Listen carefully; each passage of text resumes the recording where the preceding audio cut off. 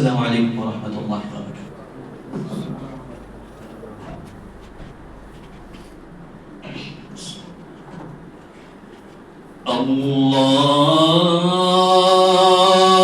الله أكبر الله أكبر.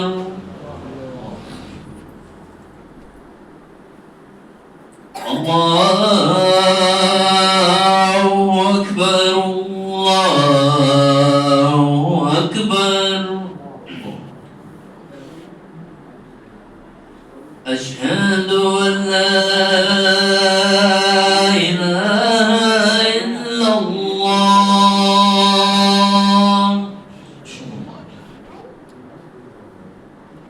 أشهد أن لا إله إلا الله.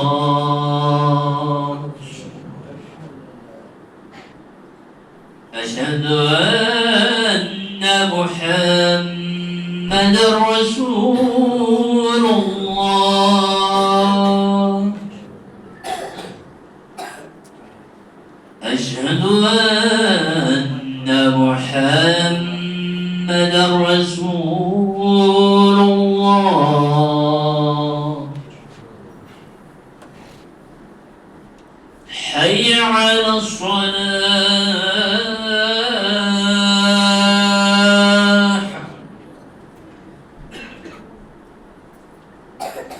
حي على الصلاة.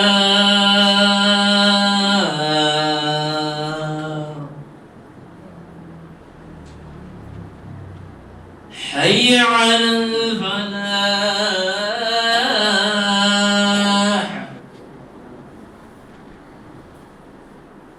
حي على الفلاح.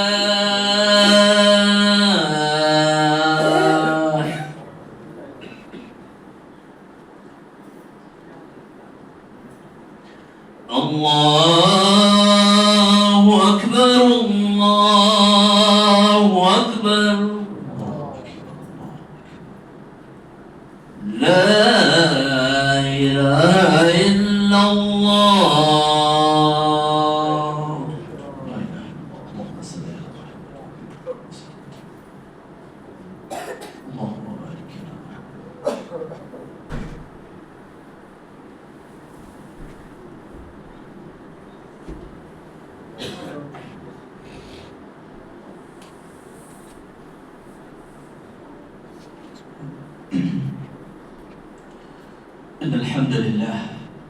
إن الحمد لله نحمده ونستعينه ونستغفره ونعوذ بالله من شرور أنفسنا ومن سيئات أعمالنا ومن يهده الله فلا مضل له ومن يضلل فلا هادي له وأشهد أن لا إله إلا الله وحده لا شريك له وأشهد أن محمدا عبده ورسوله.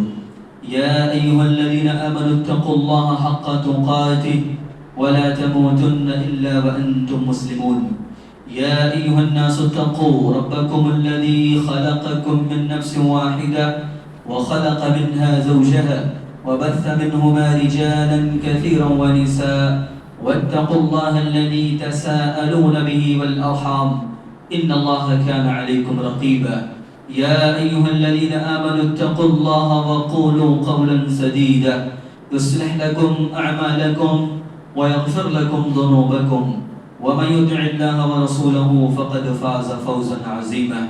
أما بعد فإن خير الحديث كتاب الله وخير الهدي هدي محمد صلى الله عليه وسلم وشر الأمور محدثاتها وكل محدثة بدعة وكل بدعة ضلالة وكل ضلالة في النار. قال الله عز وجل في كلامه المجيد والفرقان الحميد: فأعوذ بالله من الشيطان الرجيم من حمده ونفخه ونفثه. بسم الله الرحمن الرحيم. قاف والقرآن المجيد بل عجبوا أن جاءهم منذر منهم فقال الكافرون هذا شيء عجيب أإذا متنا وكنا ترابا ذلك رجع بعيد قد علمنا ما تنقص الأرض منهم وعندنا كتاب حفيظ.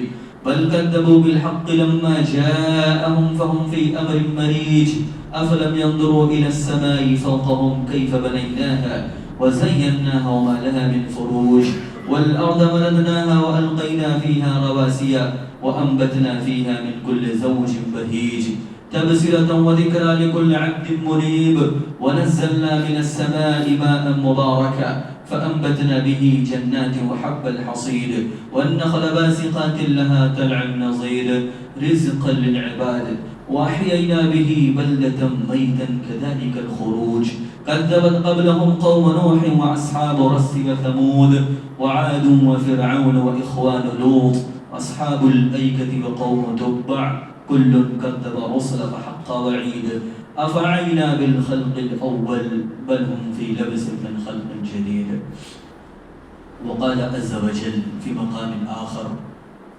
ويسألونك عن الروح قل الروح من أمر ربك وما أوتيتم من العلم إلا قليلا رب اشرح لي صدري ويسر لي أمري واحلل عقدة من لساني يفقه قولي ربي زدني علما ربي زدني علما اللهم ربي زدني علما اللهم أرنا الحق حقا وارزقنا اتباعه وأرنا الباطل باطلا وارزقنا اجتنابه معزز حاضرین جمعہ اور میرے دیگر دینی و ملی اسلامی بھائیوں بزرگوں نوجوانوں عزیز بچوں اور پردہ نشین اسلامی خواتین تمام تعریف اس وحدہ لا شریک کے لائق و زیبا ہے جس نے ہم اور آپ کو مسلمان بنایا بعد و درود و سلام کا نذرانہ ہو تمام انبیاء کرام علیہ السلام پر خصوصاً ہمارے آخری نبی جناب محمد رسول اللہ صلی اللہ علیہ وسلم پر جنہوں نے اللہ کے دین کو ہم تک پہنچایا۔ سامعین حضرات، گزشتہ جمعہ شعبان کے متعلق چند باتیں آپ کی گوشے گزار کرنے کی کوشش کی گئی، اسی میں سے ایک کڑی جس میں تفصیل طلب تھا جو رہ گئی تھی کہ روح کے سلسلے میں جو ہمارے سماج میں بدعقیدگی موجود ہے اس کے تعلق سے اشارہ کیا گیا تھا ایک جملے میں، اور وہی میرے تقریر کا خلاصہ بھی رہے گا کہ انسان کی روح ایک بار دنیاوی زندگی سے کوچ کر گئی پھر دنیاوی زندگی میں لوٹ کر واپس نہیں آتی۔ اس روح کے تعلق سے تفصیل گفتگو آج ہم دیکھنے کی کوشش کریں گے۔ بنیادی طور پہ یہ بات سمجھ لیں کہ بعض چیزیں ایسی ہیں جہاں تک ہمارا عقل نہیں پہنچ سکتا اور اس چیز کو ہم مانتے بھی ہیں۔ ایسا نہیں ہے کہ صرف ہم جنت جہنم اور آخرت اور اللہ کے تعلق سے یہ باتیں کہہ رہے ہیں، دنیاوی طور پہ بھی ہم اس کو سمجھتے ہیں۔ جیسے مثال کے طور پہ اگر میں کہوں کہ انسان کو درد ہوتا ہے تو ہر کوئی مانتا ہے کہ درد کا اپنا وجود ہے، تکلیف ہوتی ہے، لیکن درد کا شیپ کیا ہوتا ہے، درد کی شکل کیا ہوتی ہے، کوئی نہیں بتا سکتا۔ وہ درد کا احساس ہوتا ہے، کسی کو ہاتھ میں درد ہو رہا ہے، کسی کو پیر میں درد ہو رہا ہے، کسی کو سر میں درد ہو رہا ہے، لیکن درد کیا چیز ہے؟ درد نکال کے تو ذرا دکھائیں ہمیں، وہ درد ہوتا کیسا ہے؟ کوئی دکھا سکتا ہے؟ نہیں دکھا سکتے بھائی۔ وہ ایسی چیز ہے جس کو ہمارا عقل وہاں تک نہیں پہنچ سکتا، اور نہ ہی شریعت ہی نے بتایا ہے، اور نہ ہی دنیاوی سائنس اس کو پروف کر سکی۔ بعض چیزیں ایسا ہوتا ہے جس کو ہم صرف محسوس کرتے ہیں لیکن ایکچوئل میں اس کے تعلق سے ہم جانتے نہیں ہیں۔ مثال کے طور پر ایسی کئی چیزیں ہیں، جیسے ہوا ہے، ہوا کو کوئی دیکھ سکتا ہے؟ سب محسوس کرتا ہے۔ ہوا چلتی ہے، وہ دھول گردے دکھائی دیتے ہیں جو ہم دیکھتے ہیں کہ تیزی کے ساتھ چل رہا ہے، وہ دھول اور گردہ ہوتا ہے دراصل۔ ہوا کہاں کون دیکھتا ہے؟ انسان اس کو محسوس کرتا ہے کہ ہوا زیادہ چل رہی ہے، ٹھنڈی لگ رہی ہے، کم ہوا چل رہا ہے، زیادہ ہوا چل رہی ہے، اس کو دیکھ نہیں سکتا۔ تو ایسی کئی چیزیں ہیں جو بنیادی طور پہ ہم مانتے ہیں، لیکن یہ اور بات ہے کہ ہم اس کو نہ ٹچ کر سکتے ہیں اور نہ اس کو چھو سکتے ہیں اور نہ اس کو محسوس کر سکتے ہیں۔ بس اس کا وجود لیکن کوئی انکار نہیں کرتا ہے۔ ایسے اللہ کا وجود بھی ہے کہ اللہ رب العالمین کو کسی نے دیکھا نہیں ہے، لیکن اس کا وجود ہم مانتے ہیں۔ کیوں مانتے ہیں؟ کیونکہ ایک چھوٹا سا فین، اس کے لیے اگر بٹن کا استعمال نہ کیا جائے یا جو بھی اس میں الیکٹریشین جو کام کرتے ہیں وہ کام نہ کیا جائے، ایسے یوں ہی ایک گول گھوم نہیں گھوم رہا ہے، اس کے اندر ایک انرجی کام کر رہی ہوتی ہے۔ ایسے پوری دنیا اپنے آپ وجود میں نہیں آ سکتا، کوئی انرجی، کوئی طاقت ہے جو اس میں کام کر رہی ہے، اور وہ اللہ ہے جو پوری زمین و آسمان کو چلا رہا ہے۔ اسی میں سے ایک یہ بھی ہے روح۔ اسی لیے میں ترغیب پالا کہ روح بھی ایسا ہی ہے کہ ہم دیکھتے ہیں اس کو محسوس کرتے ہیں ایک طریقے سے کہ بھائی ایک زندہ انسان ہے، بول رہا ہے، ہنس رہا ہے، دیکھ رہا ہے، پکڑ رہا ہے، چل رہا ہے، کھا رہا ہے، پی رہا ہے، سب کچھ کر رہا ہے. وہ کیا چیز ہوتی ہے جو انسان کی باڈی سے نکل جاتی ہے اور انسان کی باڈی میں کچھ بھی کمی نہیں ہوتی، وہ جیوں کا کیوں رہتا ہے. اگر وہ ابھی مرا ہوا ہے، ابھی اگر وہ 60 کلو کا ہے اور فوراً مرنے کے بعد اس کو وزن کیا جائے 60 کلو ہی کا ہی رہے گا. یہ اور بات ہے کہ جیسے جیسے وہ تھوڑا سا باڈی اس کی پرانی ہوتے جائے گی اور اس پر ایام گزرتے جائیں گے اور وہ کم ہوتے جائے گا، وہ سوکھتے جائے گا، وہ ایک الگ چیز ہے، لیکن اس میں کچھ کمی نہیں ہوتی، وہ سیم وہی رہتا ہے. لیکن روح نکلنے کے بعد اب وہ پکڑ نہیں سکتا، وہ بات نہیں کر سکتا، وہ دیکھ نہیں سکتا، وہ سونگ نہیں سکتا، اس کے اندر وہ صلاحیت ختم ہو جاتی ہے جو روح ہوتے وقت تھی، اور روح نکلنے کے بعد وہ تمام صلاحیت ختم ہو جاتی ہے. اس روح کے تعلق سے چند موٹی باتیں ہم جاننے کی کوشش کریں گے. سب سے پہلے روح کا ہم معنی دیکھتے ہیں. روح کا معنی کیا ہے؟ روح کے تعلق سے جو علماء نے ذکر کیا کہ روح کے کئی معنی ہوتے ہیں. روح کا ایک معنی ہوتا ہے سانس، جو ہم سانس لیتے ہیں، ایک ہوا بھی ہوتا ہے، اور لسان المیزان جو عربی ڈکشنری کی سب سے ضخیم اور سب سے بہتر کتاب مانی جاتی ہے، عربی ڈکشنری کی تقریباً میں سمجھتا ہوں اس کی کم و بیش 20 سے زائد اس کی جلدیں ہیں. ایک ہوتا ہے کوئی کتاب ہوتی ہے جس کی 2 جلدیں 3 جلدیں، تو وہی لوگ جس کو ہم کہتے ہیں، اس کی تقریباً 20 سے زائد جلدیں ہیں اور پوری ڈکشنری عربی معنی اس کے اندر موجود ہیں. اس کے اندر جو اشارہ کیا گیا ہے روح کا مطلب ما بہ الحیات. روح کہتے ہیں ما بہ الحیات، یعنی جس کے ذریعہ زندگی وجود میں آئے اس کو ہم روح کہتے ہیں. روح جس کے ذریعے زندہ ہو جائے انسان، کوئی بھی جانور زندہ ہو جاتا ہے وہ روح ہے. کوئی بھی کیڑا مکوڑا جس کی وجہ سے زندہ ہوتا ہے وہ دراصل روح ہوتی ہے. تو وہ روح کیا ہے؟ ما بہ الحیات، جس کے ذریعہ زندگی ملے. اور اسی کو انگلش میں شاید آپ لوگ جانتے ہو جس کو ہم سول بھی کہتے ہیں یا سویوگل، اور اس طرح اسپرٹ بھی بعض لوگ کہتے ہیں. تو خیر یہ روح کا سادہ سا میننگ ہے سمجھنے کے لیے کہ روح کا میننگ کیا ہے، جس کے ذریعے زندگی ہوتی ہے. اور وہ کیا چیز ہے، اس کے تعلق سے خود یہودیوں نے سوال کیا تھا، کیونکہ یہودیوں نے اپنی کتاب میں پہلے ہی پڑھ چکا تھا کہ بھائی یہ روح کے تعلق سے اللہ کے علاوہ کسی کو علم نہیں ہے. تو انہوں نے اللہ کے نبی صلی اللہ علیہ وسلم کو چیک کرنے کے لیے ایک سوال کیا تھا کہ چلو اللہ کے نبی کے ہم نبوت کو چیک کرتے ہیں، رسالت کو چیک کرتے ہیں کہ آخر واقعی حقیقی نبی ہے کہ نہیں ہے. اگر کوئی جادوگر ہوگا تو بھی کچھ نہ کوئی ادھر ادھر ٹامک کو مارنے کی کوشش کرے گا، تو چلو ان سے ہم پوچھتے ہیں. تو ان لوگوں نے سوال کیا تھا، اللہ نے اس سوال کو نوٹ کیا ہے. اللہ رب العالمین نے فرمایا وَيَسْأَلُونَكَ عَنِ الرُّوحِ قُلِ الرُّوحُ مِنْ أَمْرِ رَبِّهِ. یہی خلاصہ ہے پورا کہ روح کے تعلق سے جب انہوں نے پوچھا تو اللہ کے نبی خاموش رہے. جب خاموش رہے، ایک صحابی رسول جو اللہ کے نبی کے ساتھ میں موجود تھے انہوں نے کہا کہ ہم نے دیکھا کہ اللہ کے نبی پر وحی کی کیفیت تقریباً 7 جو ذکر کیا جاتا ہے اس میں سے ایک کیفیت کہ اللہ کے نبی صلی اللہ علیہ وسلم ایک سکتے میں آ جاتے تھے اور سخت ٹھنڈی کے عالم میں بھی اللہ کے نبی کے پیشانی پر پسینہ ہوتا تھا. وہ 7 اقسام اس میں سے ایک ہے. تو کہتے ہیں کہ وہ کیفیت اللہ کے نبی پر طاری ہوئی اور میں سمجھ گیا کہ اللہ کے نبی پر وہ نازل ہو رہا ہے. کچھ منٹوں کے بعد وہ کیفیت ختم ہوئی تو اللہ کے نبی نے فرمایا قُلِ الرُّوحُ مِنْ أَمْرِ رَبِّهِ، کہ اللہ نے ایک آیت کا نزول کیا ہے. اس کا سادہ سا میننگ ہے کہ روح جو ہے یہ اللہ کا حکم ہے، اللہ کا حکم ہے، اللہ کا آرڈر ہے. وہ کیا چیز ہے؟ بس اللہ کا حکم. جیسے اللہ نے جب زمین و آسمان کو پیدا کیا کن فیکون، ہو جا تو ہو گیا. جیسے عیسیٰ علیہ السلام کی پیدائش جبریل امین کو بھیجا، کہا جاؤ کن فیکون، ہو جا تو ہو جا. اللہ نے کہا کن ہو جا. اللہ کا امر ہے، اللہ کا حکم ہے، اللہ کا آرڈر ہے، بس اس کے علاوہ کچھ نہیں. اور یہی جب بتایا تو سمجھ گئے کہ نہیں یہ واقعی نبی ہے. کیونکہ اگر کوئی دوسرا ہوتا تو اس کا بھی جواب دینے کی کوشش کرتا. کیونکہ بہت سارے لوگ ہوتے ہیں جس کا جواب نہیں ہوتا اس کو بھی تلاشنے کی کوشش کرتے. بھائی جس کا جواب نہیں وہ نہیں ملے گا، وہ کرنے کی آپ کوشش کر لیں، وہ غلطی ہوگا. 1000 کر لیں اب غلط ہوگا. جو صحیح ہوتا قرآن و حدیث کے اندر ضرور موجود رہے گا. اسی طرح ایک تو معلوم یہ ہوا کہ یہ سوال یہودیوں نے کیا تھا.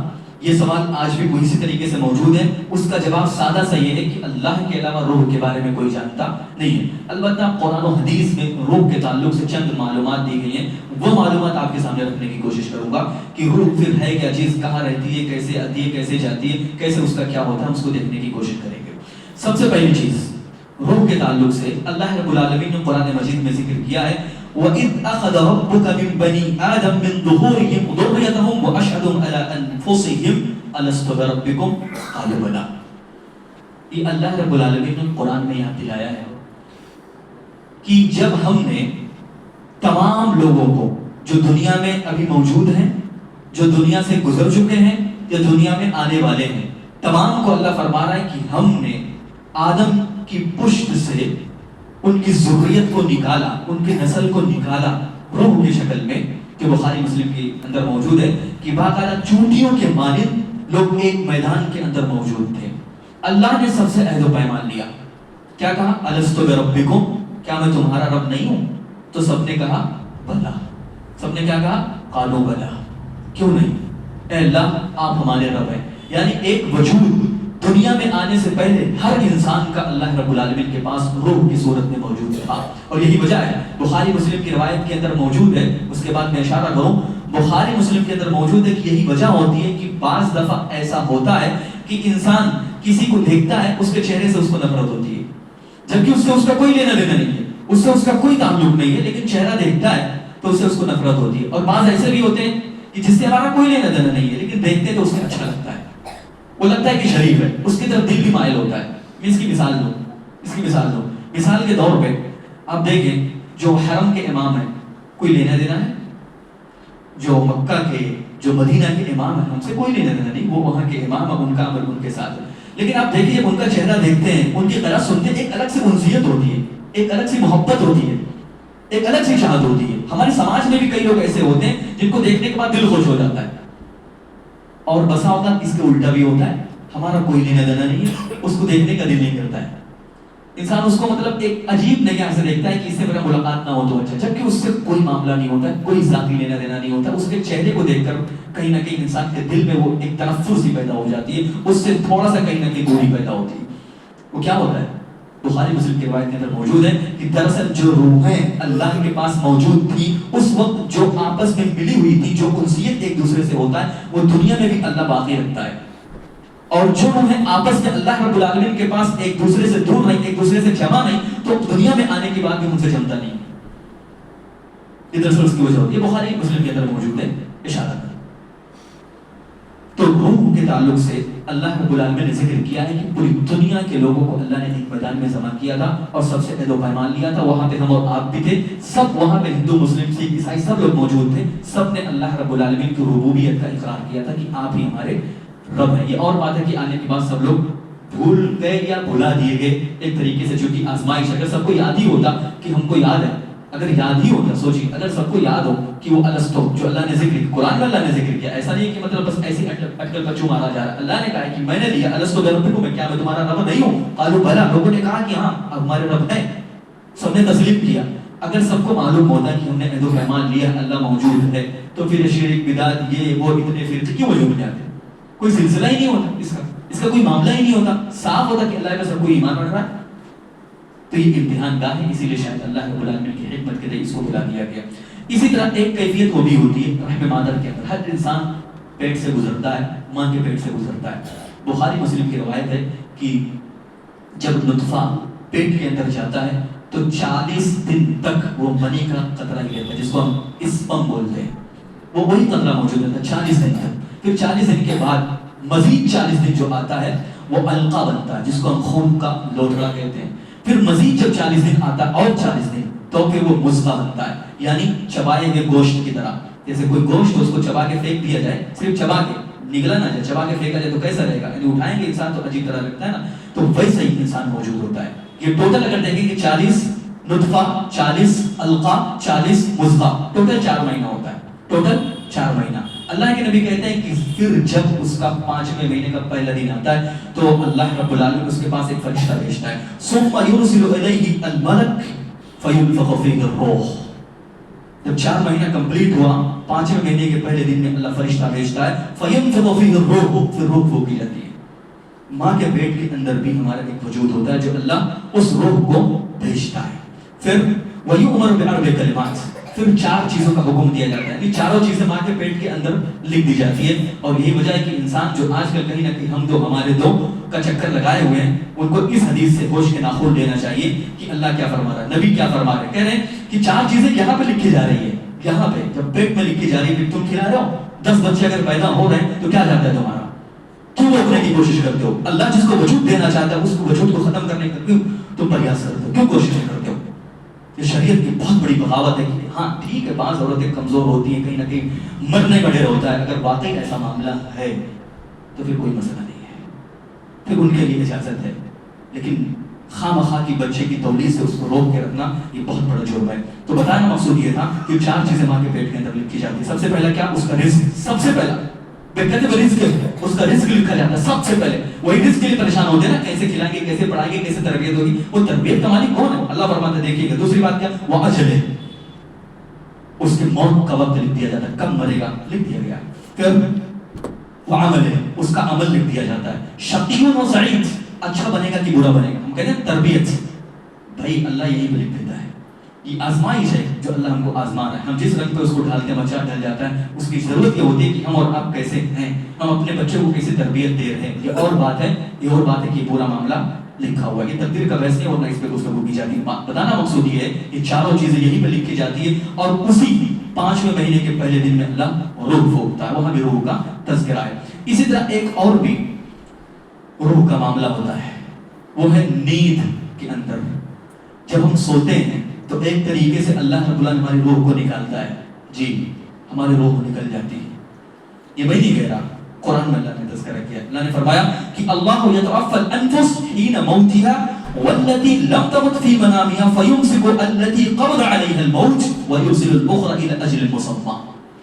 اللہ فرماتا ہے کہ جب موت کا وقت آتا ہے تو ہم اس کی روح کو نکالتے ہیں، اور جب تم جس وقت سوتے ہو، جس وقت تم مرتے نہیں ہو، اس وقت بھی اللہ تمہاری روح کو قبض کرتا ہے۔ پھر جس کے لیے اللہ چاہتا ہے اس کے روح کو روک کر اپنے پاس رکھ لیتا ہے۔ آپ نے دیکھا ہوگا نا، بہت سارے لوگ سوئے اور سوتے رہ گئے، دراصل اللہ نے اس روح کو اجازت نہیں دیا کہ اپنے جسم میں لوٹ جا، وہ دراصل اللہ نے روک لیا ہے۔ اور پھر جس کو چاہتا ہے اللہ فرماتا ہے وَأُخْرَى إِلَى أَجْلٍ مُّسَمًّى، اور کوئی دوسرا جو ہوتا ہے اللہ اس کی روح کو بھیج دیتا ہے، پھر وہ صبح اٹھتا ہے۔ یہی وجہ ہے کہ اللہ کے نبی نے ہم کو ایک دعا سکھائی ہے، اور دعا ضرور پڑھنا چاہیے، کیونکہ دوبارہ ہم زندہ ہو رہے ہیں، دوبارہ زندہ ہو رہے ہیں صاحب۔ یہ میں نہیں کہہ رہا ہوں، اللہ فرما رہا ہے کہ دوبارہ اللہ بھیجتا ہے مقررہ مدت تک، جو وقت اللہ نے فکس کر کے رکھا ہوا ہے۔ اللہ کے نبی نے کیا سکھایا؟ الحمدللہ الذی احیانا بعد ما اماتنا والیہ النشور۔ تمام تعریف اس رب کے لیے جو مرنے کے بعد جس نے ہم کو زندہ کیا ہے۔ الحمدللہ الذی احیانا بعد ما اماتنا والیہ النشور، اسی کی طرف لوٹ کر جانا، یعنی گویا کہ ہماری روحیں اللہ کی طرف لوٹ کے جانے والی ہیں، اور یہ ہمیشہ جاتی بھی ہیں، ہر دن جاتی ہیں اور ہر دن آتی ہے۔ یہ میں نہیں کہہ رہا، یہ اللہ فرما رہا کہ ہم قبض کرتے ہیں موت کے وقت بھی، جب انسان سوتا ہے اس وقت بھی اللہ روح کو نکالتا ہے، اور پھر جس کو چاہتا ہے چھوڑ دیتا ہے، اور جس کو چاہتا ہے اپنے پاس رکھ لیتا ہے، اور اس کی دنیاوی زندگی کچھ کر جاتی ہے، موت ہو جاتی ہے۔ اسی طرح ایک روح کا معاملہ ہوتا ہے موت کے بعد۔ انسان مرا تو موت کے بعد کئی مراحل ہوتے ہیں، موت کے بعد کئی مراحل ہوتے ہیں، لیکن ہم ان تمام مراحل کو ہم برزخ کا یا تو آخرت کا نام دیتے ہیں۔ سب سے پہلے میں نے جو نوٹ کیا ہے کہ موت کے بعد کی زندگی کا تقریباً 5 طرح کی روحیں ہوتی ہیں دنیا کے اندر، جو شریعت میں، جو میرے ناقص علم کے مطابق جو میں پہنچ سکا، 5 طرح کے لوگ۔ ایک تو انبیاء کرام کی روح ہوتی ہے، انبیاء کرام وہ بھی انسان ہے ہم اور آپ کی طرح، ان کی بھی روح ہیں ہم اور آپ کی طرح، بس تھوڑا سا فرق شریعت نے کیا ہے۔ شریعت نے کیا فرق کیا ہے؟ ان کے رہنے کی جگہ الگ ہے۔ بخاری مسلم کی روایت ہے، اللہ کے نبی صلی اللہ علیہ وسلم کی جب وفات ہو رہی تھی تو بار بار اللہ کے نبی صلی اللہ علیہ وسلم اپنے ہاتھ کو آسمان کی طرف اٹھا رہے تھے اور یہ دعا پڑھ رہے تھے، اللہم الحقنی بالرفیق الاعلی، اے اللہ تو مجھے رفیق اعلیٰ سے ملا دے، رفیق اعلیٰ جس کو ملائے اعلیٰ بھی بعض روایت میں ذکر کیا گیا ہے، اور اسی کو اعلیٰ علیین بولتے ہیں۔ کیا کہتے ہیں؟ اعلیٰ علیین، صرف علیین نہیں، اعلیٰ علیین، جس کو ہم رفیق اعلیٰ کہتے ہیں۔ تو رفیق اعلیٰ میں ان کی روحوں کو بھیج دیا جاتا ہے۔ اور مزید یہ کہ انبیاء کرام کے تعلق سے ایک حدیث بھی ہے جو حسن درجے کی روایت ہے، جس کو علامہ البانی نے حسن قرار دیا ہے کہ الانبیاء احیاء فی قبورہم ویصلون کہ جو انبیاء کرام کی جماعت ہے نا وہ اپنی قبر میں زندہ ہوتے ہیں، ویصلون اور وہ نماز بھی پڑھتے ہیں۔ اس کو ہمیں تسلیم کرنا ہے صاحب، اس کو ہمیں تسلیم کرنا ہے۔ کیوں تسلیم کرنا ہے؟ کیونکہ شریعت نے ہمیں بتایا ہے، شریعت نے ہمیں، بخاری مسلم کی روایت ہے کہ اللہ نے مٹی پر حرام کر دیا ہے اجساد الانبیاء، انبیاء کرام کی جسموں کو۔ یہی وجہ ہے کہ انبیاء کرام کی جسم کو اگر آج نکالا جائے تو 1400 سال پہلے جیسے تھا ویسا ہی رہے گا۔ یہ اور بات ہے کہ اس میں حرکت نہیں ہوگی اگر ہم دنیاوی زندگی میں نکالیں گے تو۔ ان کو نکال کے ہم دیکھنا چاہیں، فقط اس کو نکالنا بھی کیا ہے، آپ کو معلوم ہونا چاہیے جو اللہ نے قرآن میں تذکرہ کیا ہے اشعتاً اور تفصیل حدیث کے اندر موجود ہے کہ یوسف علیہ السلام کی قبر کو نکالا گیا تھا جب مقام تیہ کے اندر موسیٰ علیہ السلام اور ان کی پوری قوم جب بھٹک گئی تھی تو باقاعدہ اللہ نے حکم دیا تھا کہ یوسف علیہ السلام کی قبر کو نکالا جائے. اس جگہ کو اللہ رب العالمین نے ایک بڑھیا عورت کے ذریعے بتایا اور اس کی قبر ان کی قبر کو یعنی یوسف علیہ السلام کی قبر کو نکالا گیا. سیم ٹو سیم ویسے موجود تھا جبکہ کتنا صدیاں گزر جانے کے باوجود بھی قبر کو نکالنے کے بعد پھر بیت المقدس کے پاس شفٹ کیا گیا. تو انبیاء کرام کی جو جسم ہوتے ہیں اللہ نے ان کو ویسے ہی بنایا ہے. اور یہ دنیاوی زندگی میں ہم دیکھتے بھی ہیں صاحب, دنیاوی زندگی میں کہ دنیا کے لوگ باقاعدہ ابھی بہت سارے ایسے بھی کیسٹ استعمال کیے جا رہے ہیں. باقاعدہ نیٹ پہ آپ دیکھیں گے تو آپ کو ملے گا کہ باقاعدہ لوگ اپنی باڈی کو باقاعدہ اس لیول میں ٹمپریچر پہ رکھ کر اس توہم میں اور اس زن اور گمان کے اندر جی رہے ہیں. یہ سوچ رہے ہیں کہ ہم جب مریں گے تو وہاں پہ ہم کو اس ٹمپریچر پر رکھ دینا, اس لیے تاکہ ہو سکتا ہے دوبارہ ہم کو زندگی ملے. یا ایسی بات دنیا میں زندگی تو ملنے والی نہیں ہے, یہ لوگ سوچ کے رکھے ہوئے. بتانا مقصود یہ ہے کہ ان کی باڈی کو باقاعدہ اس ٹمپریچر کے ساتھ رکھنے کے ساتھ اس کی باڈی کو محفوظ کیا جا سکتا ہے. یہ دنیا کے لوگ کر رہے ہیں تو اللہ نہیں کر سکتا کسی کی باڈی کو محفوظ. تو اللہ بھی اگر کوئی کیمیکل ریلیز کر کے یا یوں ہی کسی کو آرڈر ہی دے دے. بخاری مسلم کی روایت ہے نا, قرآن میں اللہ نے بھی ذکر کیا ہے کہ آج ہماری منہ یہ بات کر رہی ہیں, کل یہ ہمارے چمڑے بھی گواہی دیں گے, ہمارے ہاتھ بولیں گے صاحب, ہمارے ہاتھ بھی بولیں گے. تو اللہ جس سے چاہے جس سے کچھ بھی کام لے لے. مٹی کو کہا اس کی جسم کو کھا جا, ہمارے جسم کو کھا جاتی ہے مٹی. اللہ کے نبی کے جسم کو کہا, نبیوں کے جسموں کو کہا کہ مت کھا, تو نہیں کھاتی. یہ اللہ نے حکم دے کے رکھا ہوا تو اس کو ماننا وہ ضروری ہے. کیوں؟ کیونکہ یہ شریعت کا حکم ہے, اس میں ہمیں عقل دوڑانے کی ضرورت نہیں ہے. تو ایک تو انبیاء کرام کا ہو گیا کہ انبیاء کرام اعلیٰ علم میں جاتے ہیں. دوسرا شہداء کے تعلق سے اللہ رب العالمین نے خود قرآن مجید میں فرمایا وَلَا تَقُولُوا لِمَنْ يُقْتَلُ فِي سَبِيلِ اللَّهِ أَمْوَاتٌ بَلْ أَحْيَاءٌ وَلَكِنْ لَا تَشْعُرُونَ. یہ پورا پڑھو ہے, پورا ہمیں پڑھنے کی ضرورت ہے. بہت سارے لوگ صرف تھوڑا سا پڑھ گے کہ بھائی یہ تو زندہ ہے, ان کو مردہ مت کہو. مردہ کوئی نہیں کہتا, ہم اس کو شہید کہتے ہیں. اللہ فرمانا زندہ ہے, ہم بھی کہتے ہیں زندہ ہے. لیکن بہت سارے لوگ جو ہمارے بھائی یہ سمجھتے ہیں کہ ہماری بات بھی سنتے ہیں, ہم ان کے پاس بھی جائیں گے تو پکاریں گے, وہ بھی ہماری پکار کا جواب بھی دیں گے, تو یہ چیز غلط ہے. اللہ فرماتا ہے لا تشعرون, زندہ تو ہے لیکن تم جانتے نہیں ہیں. دنیاوی زندگی سے وہ کٹے ہوئے ہیں صاحب. وہ زندگی کیسی ہے وہ اللہ ہی بہتر جانتا ہے, ان کی زندگی کیسے ہے. انبیاء کرام زندہ ہیں, ہم مانتے ہیں زندہ ہے, لیکن کیسی زندگی ہے وہ جیسے اللہ اس کے شاہد نشان ہے. تو یہ جو شہداء ہوتے ہیں نا, ان کے تعلق سے اللہ رب العالمین نے اور اللہ کے نبی نے جو ذکر کیا وہ یہ ہے اربع فی جوف طیر خضر لها قنادیل معلق بالعرش, کہ اللہ کا جو عرش ہے اس کے نیچے قندیل بنا ہوا ہے. قندیل جس کو ہم طاق کہتے ہیں, جہاں پہلے زمانے میں چراغ کو رکھا جاتا تھا طاق, تو ایسے قندیل بنا ہوا ہے. ان قندیلوں میں سبز رنگ کے پرندے گھومتے ہیں. اس سبز رنگ کے پرندوں میں ان شہداء کی روحیں ہوتی ہیں. بخاری مسلم کی روایت ہے کہ وہ گھومتی ہیں جنت کے اندر جہاں وہ چاہتی ہے, پھر اس کے بعد وہیں آ کے وہ ان کا مسکن ہے, آ کہ وہیں پہ بیٹھ جاتی ہیں. تو وہ ہے کہ ایک طریقے سے عرش کے نیچے جو قندیل ہے یہ شہداء کی روحوں کا مقام ہے. اسی طرح بہت سارے لوگ جو نیک لوگ ہیں ان کے تعلق سے اللہ نے قرآن میں صاف لفظوں میں ذکر کیا ہے کہ ان الابرار لفی نعیم, کہ جو نیک لوگ ہوتے ہیں نا جب دنیا سے وفات پا جاتے ہیں تو ان کے روح کو علیین میں ڈال دیا جاتا ہے. علیین یہ اللہ رب العالمین کے پاس موجود ہے, یعنی آسمان میں ہے, اوپر ہے. علیین اس تعلق سے ایک بخاری مسلم کی روایت ہے, اللہ کے نبی صلی اللہ علیہ وسلم نے فرمایا کہ جب بہت ساری روحیں وفات پاتی ہیں تو جو اچھے ہوتے ہیں ان کو علیین میں, اور جو برے ہوتے ہیں ان کو وَإِنَّ الْفُجَّارَ لَفِي سِجِّينٍ, جو برے ہوتے ہیں ان کو سجین میں ڈال دیا جاتا ہے. تو جو علیین میں جاتے ہیں, علیین میں, تو وہاں کی جو روحیں ہوتی ہیں نا ہماری روحوں کو, دنیا کی روحوں کو جانتی ہیں. جب وہ جانتے ہیں نا, جب نئی روح اس کیٹیگری میں پہنچتی ہے وہاں پہ جب جاتی ہے علیین کے اندر. بخاری مسلم کی روایت, یہ افسانہ نہیں کہ میں ہاں کراؤں اسے, بخاری مسلم کی روایت کے اندر موجود ہے کہ وہ روحیں جب ان کے پاس جاتی ہیں تو وہاں کی روحیں گھیر لیتی ہیں. جیسے ہمارے پاس اگر کوئی بڑا وہ آ جائے یا کوئی ایسا شخص آ جائے جو کئی دنوں سے غائب تھا اور اچانک آ جائے تو کیسے لوگ اس کو گھیر لیتے ہیں, اس کے بارے میں سوال جواب کرتے ہیں. کوئی جیل سے نکل کے آتا ہے, لوگ بھی اس سے سوال جواب کرتے ہیں. تو ایسے ہی جب یہاں سے کوئی جاتا ہے نا تو علیین جو وہاں کے جو روحیں ہوتی ہیں ان کو گھیر لیتی ہیں, اس کو پوچھتی ہیں, سوال جواب کرتی ہیں, حالات معلوم کرتی ہیں. اس میں سے ایک سوال اللہ کے نبی نے ذکر کیا کہ وہ لوگ یہ بھی پوچھتی ہیں کہ وہ فلاں بندے کا حال کیسا ہے. ایسے ہی پوچھیں گے نام لے کے کہ فلاں بندے کا حال کیسا ہے. بھائی جیسے مثال کے طور پہ کسی کے ابا کا انتقال ہو گیا تو اپنے بیٹے کے بارے میں پوچھے کہ میرا بیٹا کیسا ہے. کسی بیٹے کا انتقال ہو اپنے ابا کے بارے میں پوچھے گا کہ میرے ابا کیسے ہیں. تو وہ روحیں جواب دیتی ہے, وہ روحیں جواب دیتی ہے, کہتے ہیں کہ وہ تو ہم سے پہلے آ گئے. وہ تو بخاری مسلم کی روایت ہے, وہ روح جو ابھی گئی ہوئی ہے, علیین میں پہنچی ہوئی ہے, وہ روح جواب دیتی ہے اور کہتی ہے کہ وہ تو ہم سے پہلے آئے ہوئے ہیں. تو روحیں کہتی ہے کہ یہاں تو آئے نہیں, یہاں تو آئے نہیں. تو روحیں کو جواب دیتی ہے کہ شاید اللہ نے انہیں کہیں اور شفٹ کر دیا ہے.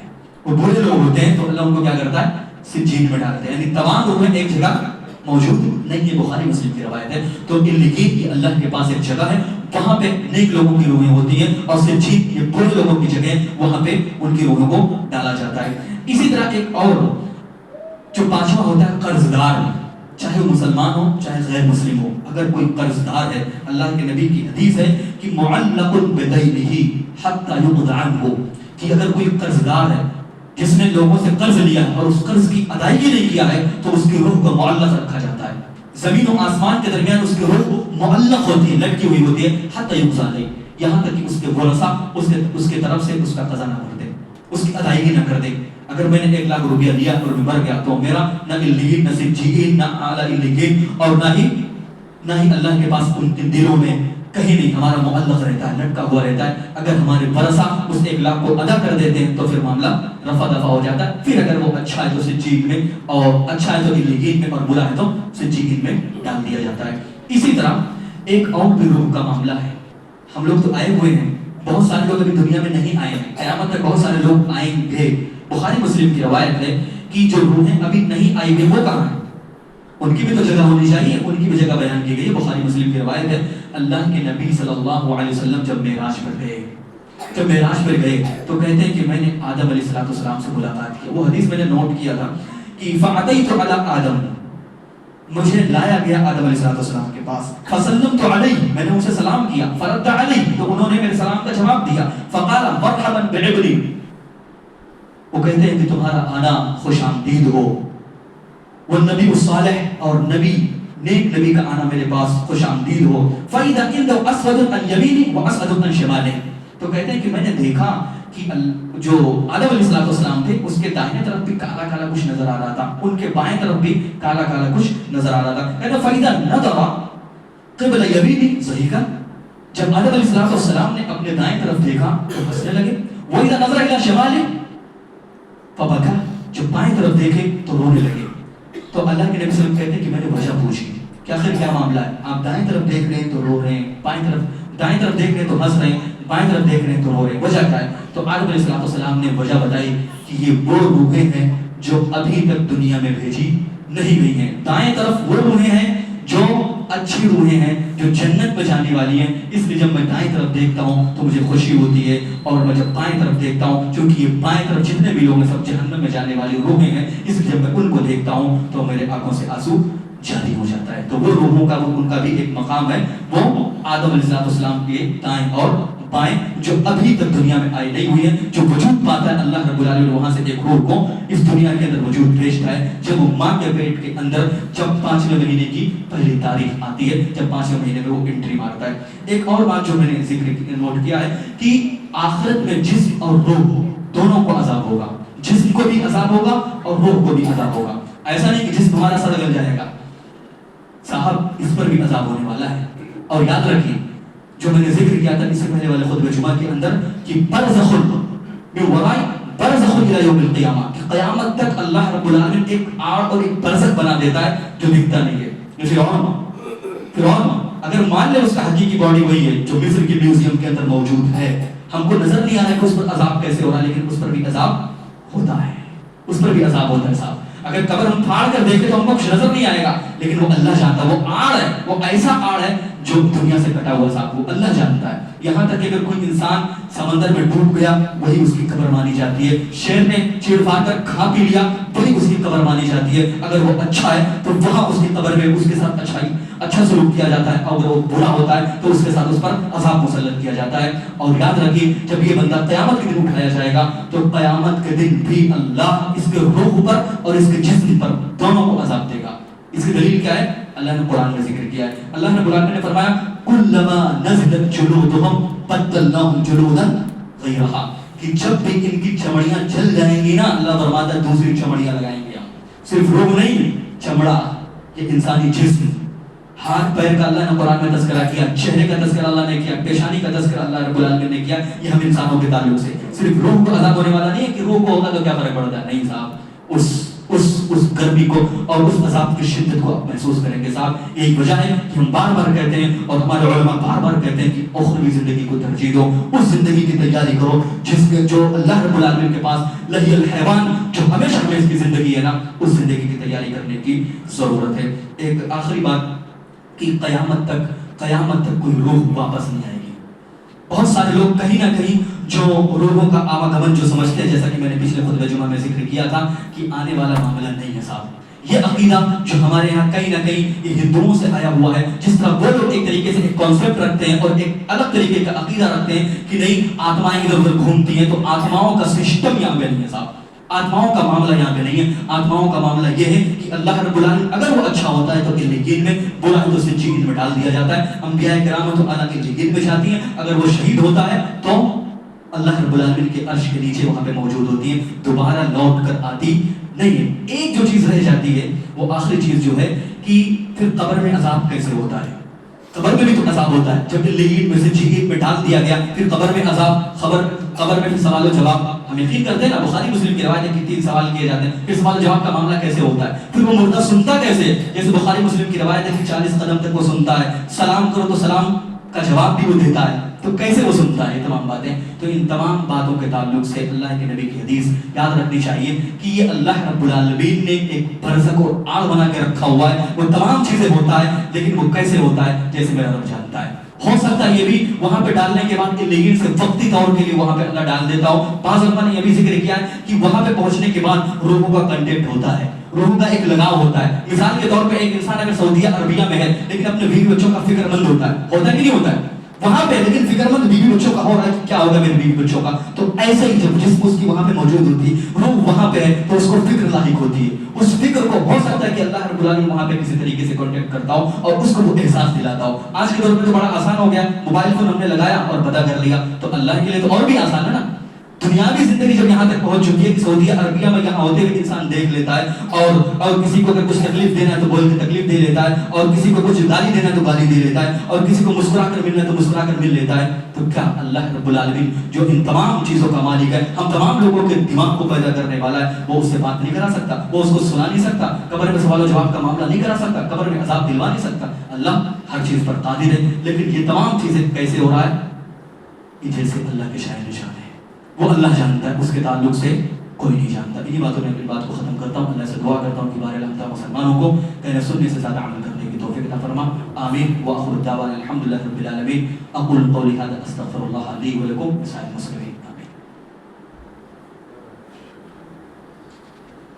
إن الحمد لله نحمده ونستعينه ونستغفره ونعوذ بالله من شرور أنفسنا ومن سيئات أعمالنا ومن يهده الله فلا مضل له ومن يضلل فلا هادي له وأشهد أن لا إله إلا الله وحده لا شريك له وأشهد أن محمدا عبده ورسوله. أما بعد إن الله وملائكته يصلون على النبي يا أيها الذين آمنوا صلوا عليه وسلموا تسليما.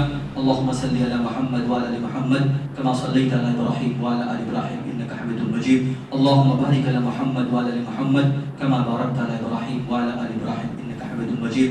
عباد الله يرحمكم الله، إن الله يأمركم بالعدل والإحسان وإيتاء ذي القربى وينهى عن الفحشاء والمنكر والبغي يعظكم لعلكم تذكرون. ولذكر الله تعالى أولى وأعز وأكبر. قبل الصلاة.